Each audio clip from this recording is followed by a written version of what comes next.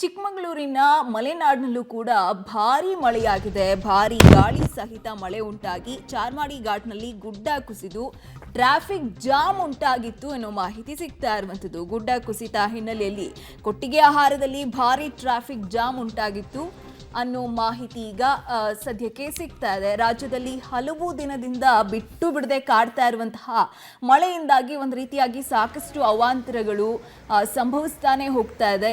ಈಗ traffic jam ಯಾವ ರೀತಿಯಾಗಿ ಇಲ್ಲಿ ಉಂಟಾಗಿದೆ ಅನ್ನೋದನ್ನ ಈಗ ಚಿಕ್ಕಮಗಳೂರಿನ ಮಲೆನಾಡಿನಲ್ಲಿ ನಾವು ಗಮನಿಸ್ತಾ ಇದ್ದೀವಿ.